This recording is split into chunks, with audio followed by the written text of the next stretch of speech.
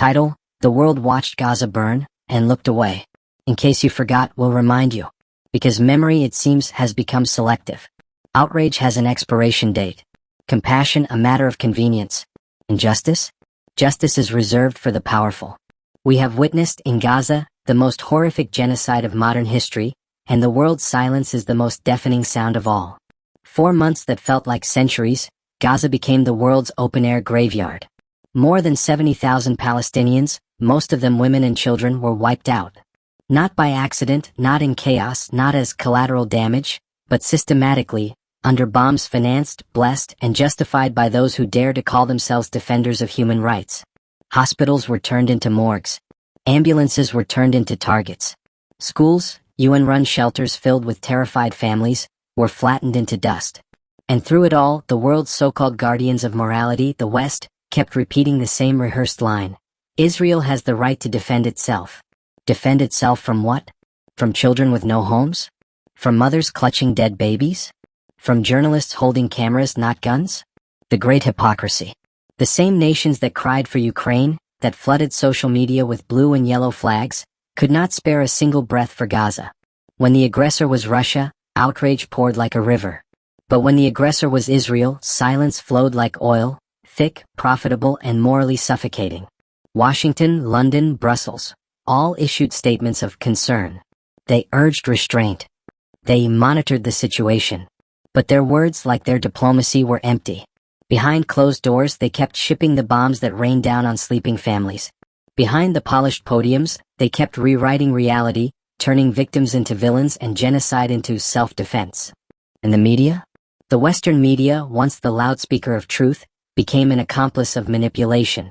Networks blurred images, edited headlines, and sanitized massacres with language that belonged in a corporate memo, not a battlefield.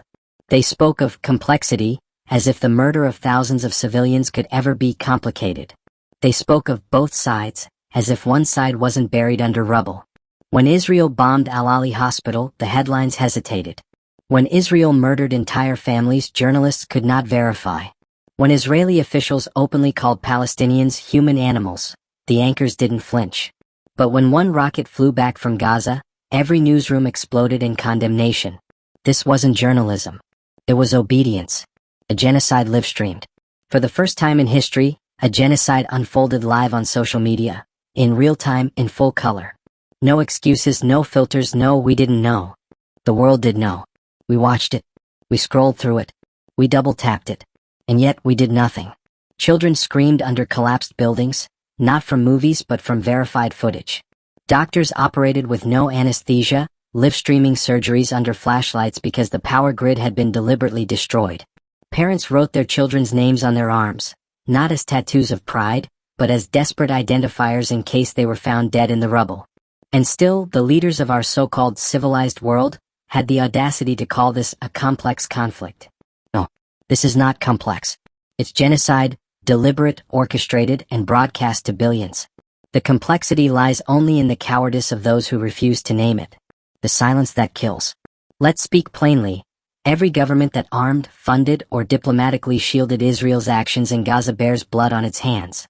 Every journalist who softened the truth, every corporation that profited, every voter who looked away, all complicit. When history is written, this chapter will not be about the war on terror. It will be about the world's moral collapse. About how democracies became silent partners in mass killing. About how the phrase "never again" became a cruel joke. The silence wasn't neutrality, it was endorsement. And it tells every victim, from Sudan to Congo to Gaza, you are only human when your suffering serves the powerful. Gaza, the mirror of our humanity. Gaza has exposed the hypocrisy of the international order. It has unmasked the illusion that human rights are universal. Because if they were, there would be sanctions, trials, accountability. There would be outrage, not just hashtags. But instead, there was calculation. Every leader measured their words in the currency of alliances. Every headline was drafted with fear of offending donors. Every human life was weighed against political interests. And so, Gaza became not just a tragedy but a revelation, the mirror in which humanity saw its own reflection and looked away in shame. The question we can no longer avoid. What will we say to our children when they ask what we did during Gaza's genocide? That we changed our profile pictures? That we stayed informed? That we prayed for peace while funding war? We'll tell them we watched. We'll tell them we scrolled past. We'll tell them that we knew and chose silence.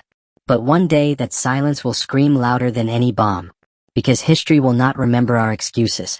It will remember our apathy. And the rubble of Gaza will speak, not just of Israel's crimes but of the world's complicity. In case you forgot, we'll remind you. We have witnessed in Gaza the most horrific genocide in modern history. And the world's silence was its final weapon.